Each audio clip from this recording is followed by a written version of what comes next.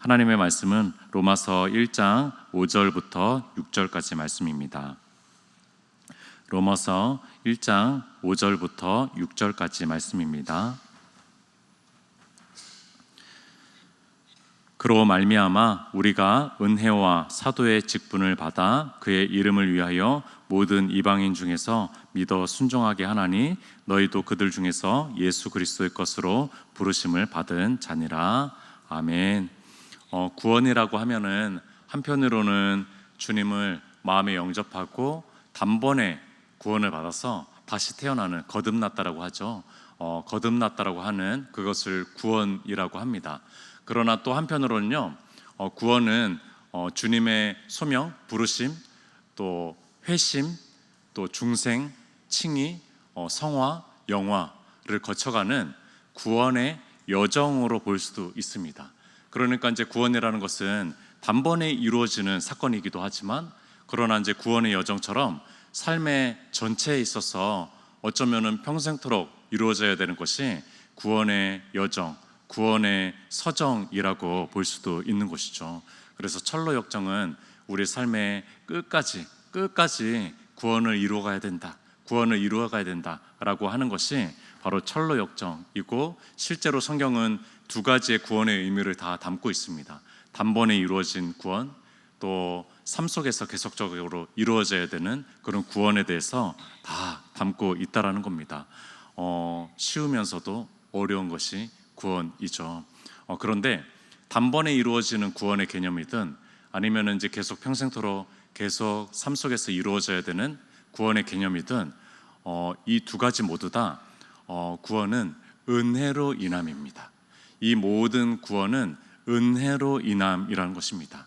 주님께서 직접 개입하시고 함께 하시고 친히 도와주시는 것, 이것이 바로 구원의 여정이라는 것입니다. 구원은 오직 은혜로 말미암음입니다. 구원은 오직 은혜의 일입니다. 구원의 여정은 은혜의 여정이라고 볼 수가 있습니다. 그래서 사도 바울은요, 로마서를 기록할 때 이 마음을, 이 관점을 계속 견지하는 것이죠. 구원은 주님의 은혜로 말미암음입니다. 구원은 하나님의 은혜의 전적인 일이다 라는 것을 견지하면서 계속 이 편지를 써내려가고 있습니다.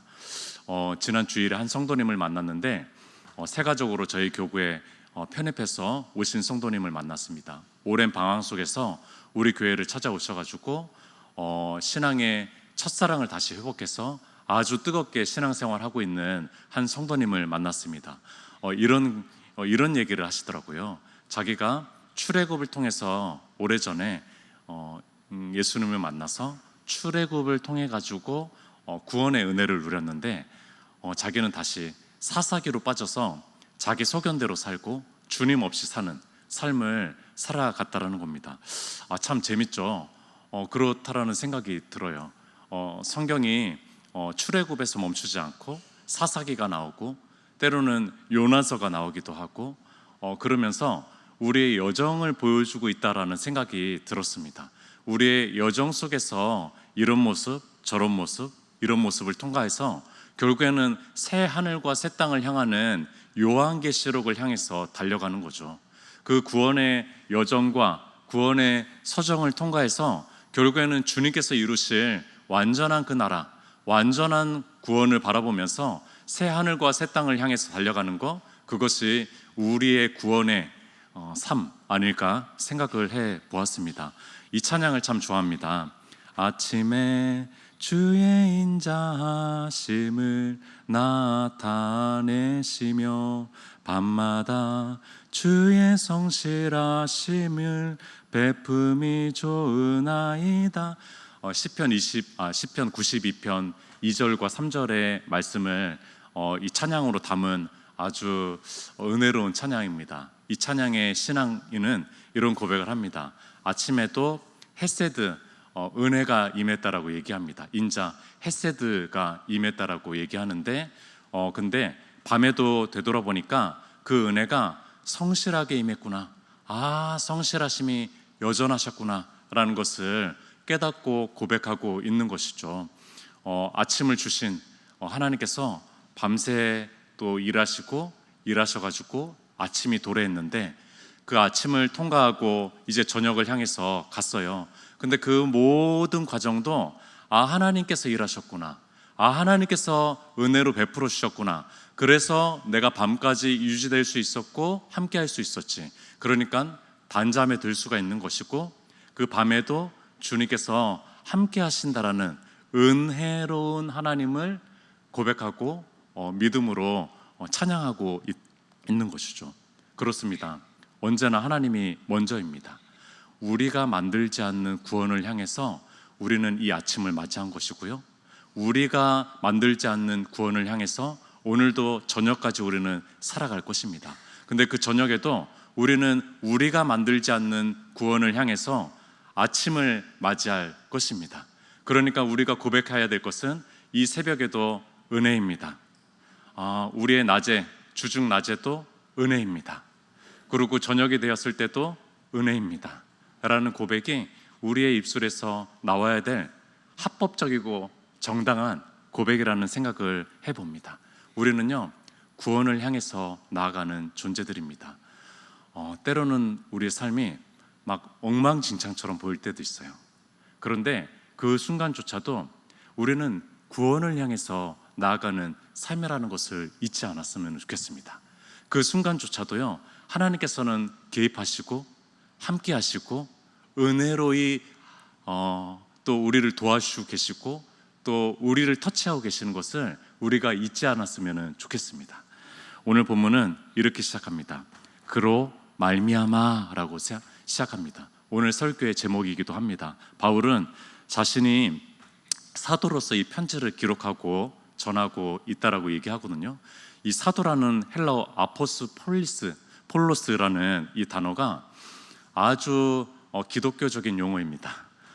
기독교적인 독특한 용어입니다. 사신, 전령자, 파견인 이런 얘기거든요. 그런데 아주 기독교에만 사용하는 용어가 바로 이 폴로스라는 단어입니다. 예수님께서 12 제자를 특별히 선택해가지고 이들을 사도라고 지칭했습니다.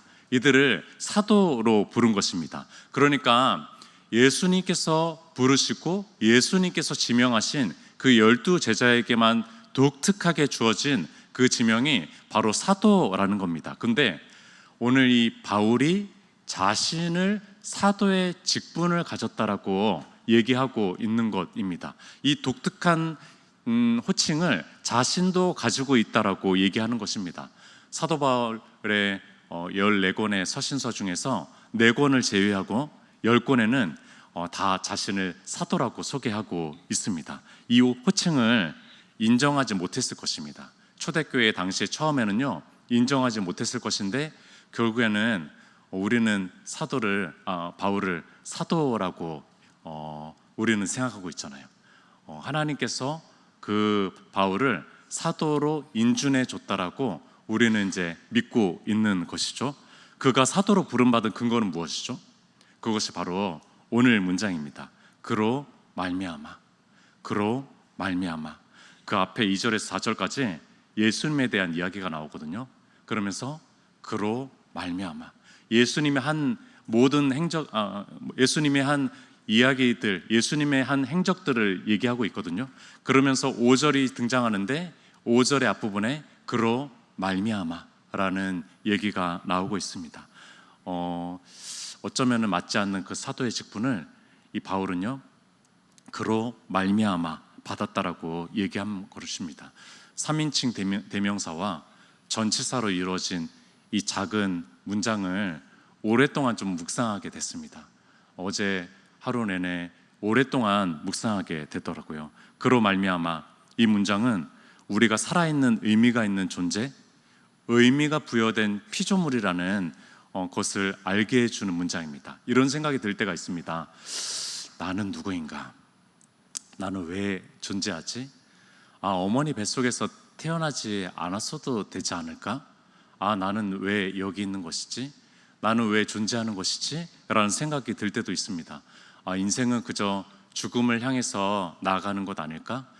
다른 동물들, 피조물이랑 무슨 차이가 있는 것일까? 라는 생각이 들 때가 있습니다. 조금 조금 더 지식이 고등적인 지성을 가지고 있는 것뿐이 아닐까라는 생각을 가지고 있는 생각이 들 때가 불쑥불쑥 있습니다. 제 첫째 딸이 벌써 중학교 2학년이 됐는데 3살인가 4살 때 이런 질문을 한 적이 있습니다. 아빠, 하루살이는 왜 하루살이라고 불러? 라는 질문을 던져서 저는 이제 너무나 당연하게 하루살이가 하루만 살기 때문에 하루살이야. 실제로 그런지는 모르겠습니다. 이틀을 사는지 3일 사는지 모르겠지만 저는 그렇게 들었습니다. 그렇게 들어서 하루만 살아서 하루살이야라고 이제 대답을 하니까 첫째가 그렇게 얘기하더라고요. 그러면 왜 사는 거야? 라는 질문을 던지더라고요. 하루만 사는데 왜 살까요? 우리가 아무리 많이 살아봐야 100세, 110세를 사는데 우리 도대체 왜 살까요? 왜 사는 걸까요? 왜 태어났다가 죽음을 향해서 달려가는 걸까요? 우주에서 빅뱅이 일어났어요. 무기체가 갑자기 유기체가 됐다고 합니다. 그리고 그 작은 유기체가 어떤 동물들이 돼서 원숭이가 됐어요. 그 원숭이 중에 한 종류가 인간이 됐다고 합니다. 그런 진화론이 우리의 진실이라면은 우리는 왜 사는 겁니까? 우리는 죽음을 향해서 달려가는 똑같은 그런 동물들과 무의미한 그런 삶이 아니겠습니까? 왜 사는 겁니까? 그로 말미암아가 없으면은 우리는 삶의 의미도 없는 것이죠. 요한복음 1장 3절에 만물이 그로 말미암아 지은 바 되었으니 지은 것이 하나도 그가 없이는 된 것이 없느니라. 그로 말미암지 않으면은 우리는 의미가 없는 존재라는 겁니다. 두 번째, 그로 말미암아.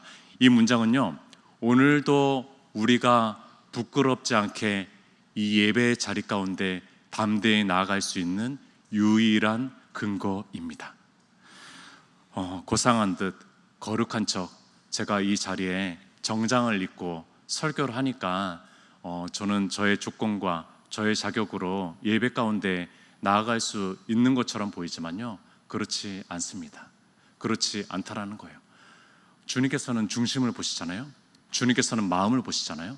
그분께서 우리의 마음을, 저의 마음을 낱낱하게 생중계로 실시간으로 보고 있다고 생각해 보십시오. 그러면 이 자리에 나올 수 있는 분이 얼마나 되실까요? 얼마나 되실까요? 저는 그런 마음으로 설교단상에 설 수는 없을 것 같습니다. 만약 성도님들이 제 마음을 낱낱하게 보고 계신다면요, 저는 이 설교단상에 설 수 없을 것입니다. 하나님을 쉽게 원망하는 마음, 감사보다는 불평으로 채워진 마음, 형제자매를 쉽게 정죄하고 판단하는 마음, 자기 의가 가득한 마음, 교만한 마음, 자랑하려고 하는 마음, 욕심과 탐욕, 주님께서 이것을 다 보실 텐데 이 마음을 들고 이 마음을 가지고 주님 앞에 담대히 나아갈 수 있는 사람이 누가 있겠습니까? 누가 있겠습니까? 그로 말미암아입니다. 이런 찬양이 있죠.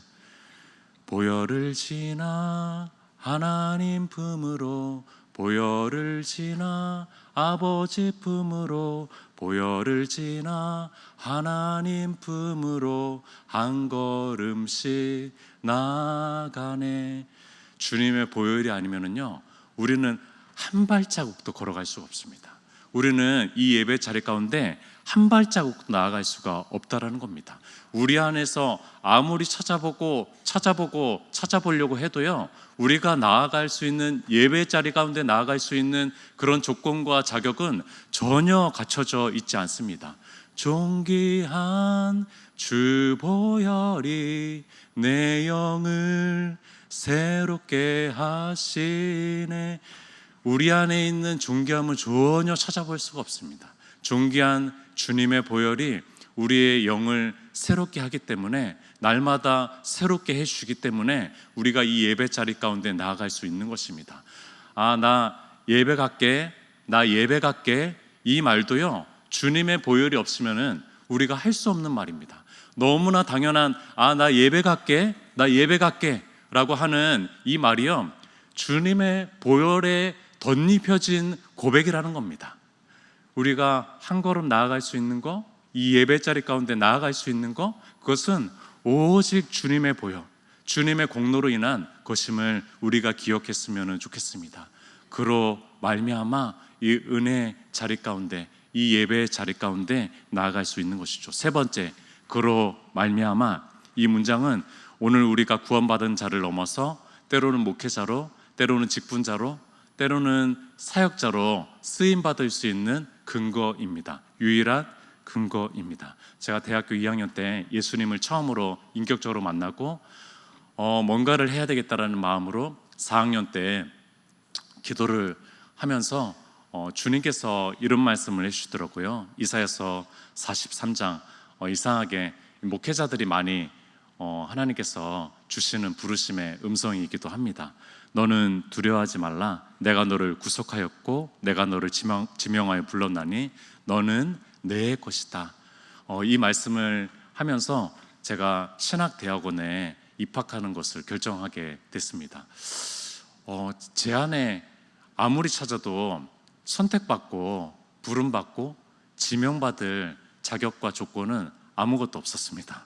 성경을 일독한 적도 없고요, 기도를 막 그렇게 깊이 한 적도 없었고요, 매일매일 새벽 기도를 나가는 청년도 아니었고요, 여전히 욕심이 많은 사람이었고, 여전히 죄인이었고, 여전히 그냥 남들 하는 거를 다 했던 그런 대학교 4학년의 청년이었습니다. 그 자를 하나님께서 부르신 그 근거는요, 그로 말미암음입니다. 전적인 하나님의 은혜였습니다. 오늘도 6절에 이렇게 얘기하잖아요. 너희도 그들 중에서 예수 그리스도의 것으로 부르심을 받은 자니라. 우리도요, 예수 그리스도 것으로 부르심을 받았는데 우리의 자격과 조건으로 인한 것이 아닙니다. 그 5절의 앞부분에 있는 그로 말미암아, 그로 말미암아가 있어서 가능한 것이죠. 우리가 가진 직분과 봉사직, 섬김의 자리가 있다면 그것은 그로 말미암은 것입니다. 그로 말미암아 우리가 은혜와 사도의 직분을 받아, 우리 모두가 사도의 기능들, 역할들을 할 수 있는 직분들을 받았다라고 얘기합니다. 받은 것이요, 받았다라고 표현합니다. 내가 취득했다라고 얘기하지 않고 받았다라고 얘기합니다. 하나님의 선물이죠. 바울은 이렇게 얘기하지 않습니다. 율법을 잘 이해함으로 말미암아라고 얘기하지 않습니다. 바르고 거룩한 생활의 모습으로 말미암아라고 얘기하지 않습니다. 이웃사랑을 열심히 실천함으로 말미암아라고 얘기하지 않습니다. 기도와 헌금 생활을 열심히 살아냄으로 말미암아라고 얘기하지 않습니다. 나의 어떤 것으로 말미암아라고 얘기하지 않습니다. 바울은요, 오직 그로 말미암아라고 얘기합니다. 그로 말미암은 것이죠. 우리의 것으로 말미암은 것은 도저히 찾을 수가 없는 것이죠. 제가 조금이라도 나이가 들수록, 그리고 많은 성도님들, 또 신앙에 깊이가 있는 성도님들을 만날수록 느끼는 것이 있습니다. 그들이 고백하고 얘기하는 것이 있습니다. 그것은 은혜라는 것입니다. 그렇게 기도를 많이 하시고, 그렇게 신앙생활을 깊이 하시고, 그렇게 헌금 생활을 하시고 하는 분들이 얘기하시는 고백들은요, 은혜였습니다, 은혜였습니다 라는 것을 들으면서 구원의 여정은 역시 은혜이구나. 그래서 내가 성장한다라는 것은 은혜를 더 많이 깨닫는 것이구나. 내가 성장한다는 것은 내가 은혜를 더 많이 고백하게 되어지는 것이구나 라는 것을 깨닫게 됩니다. 교회가 무엇이죠? 왜 교회이죠? 라는 질문을 제 안에 많이 하게 됩니다. 신학대학원 3년 동안, 또 은평교에서 10년 넘게 그 시간들보다도 요 몇 개월 동안에 더 많이 하게 되는 것입니다. 교회는 무엇인가? 왜 교회인가? 라는 질문을 더 많이 하게 됩니다. 교회는 역사적으로 수많은 풍파를 겪어왔습니다. 그런데 그럴 때 오히려 자기의 정체성을 더 확고히 했는데, 외부적으로는 세상의 가치와 이단적 사상과, 내부적으로는 반목과 분열 가운데서 늘 유혹과 핍박과 도전 가운데 서 있었던 그런 존재가 바로 교회입니다. 그러나 교회가 교회의 길을 포기하지 않고 굳건히 견디어 왔는데, 그것은 전적으로 교회를 교회되게 하시는 하나님의 주권적인 은혜입니다. 바울이 고백하는 그로 말미암아 일하는 것입니다. 만일 하나님의 의의 잣대로 교회를 평가할 때 살아남을 교회는 하나도 없습니다. 아무리 건강해 보이는 그 교회도요, 하나님의 의의 잣대에 했을 때 만신창일 것입니다. 만신창일 것이에요. 아무리 훌륭한 교회여도 만신창일 것입니다.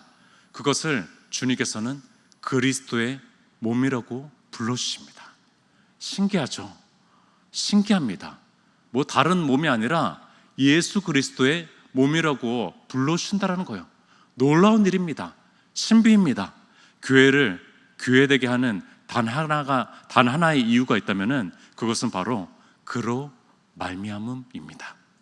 그로 말미암음이라는 것입니다. 이 이유 때문에 우리는 교회에 대한 희망을 놓치지 않는 것이죠. 오늘 본문을 한 번 더 읽어보도록 하겠습니다. 그로 말미암아 우리가 은혜와 사도의 직분을 받아 그의 이름을 위하여 모든 이방인 중에서 믿어 순종하게 하나니 너희도 그들 중에서 예수 그리스도의 것으로 부르심을 받은 자니라. 이 구절을 우리 은평교회에 적용해서 다시 한번 읽어보도록 하겠습니다. 작은 시라고 생각하시고 한번 들어보십시오. 제목은 그로 말미암아입니다. 그로 말미암아, 그렇게 먼저 일하신 은혜로 세워진 은평교회, 그로 말미암아 태초부터 품고 계획하고 디자인하고 62년 전에 탄생한 은평교회, 그로 말미암아 못 박힌 손과 발과 창에 찔린 허리에서 철철 흐르는 피값으로 산 은평교회, 그로 말미암아 그분 자신의 이름을 위하여 그분 영광을 위하여 세워진 은평교회, 그로 말미암아 수많은 이들이 그분을 믿어 그분에게 순종케 하는 은평교회, 그로 말미암아 감히 그분의 것으로 선택되고 부르심을 받은, 그래서 그 이름이 하늘에 새겨진, 그 이름이 지역에서 쓰임받는, 그 이름이 세상 속에서 불리는 은평교회, 그로 말미암아 우리 교회를 교회되게 하는 위대한 그 이름, 그로 말미암아입니다. 이 모든 것이 그로 말미암아 이루어졌으면 좋겠습니다. 어려운 때일수록 주님을 더 바라볼 수 있어서 좋습니다. 다른 무엇이 아니라 주님을 더 바라볼 수 있어서 좋은 것 같습니다. 주님을 더 바라보는 것이 우리의 신앙의 근본이 아니겠습니까? 그런 유익을 더 가지고 주님을 더 바라보시는, 그래서 그로 말미암는 우리가 되었으면 좋겠고 그로 말미암는 우리 교회가 되었으면 좋겠습니다. 함께 기도하도록 하겠습니다. 주님께서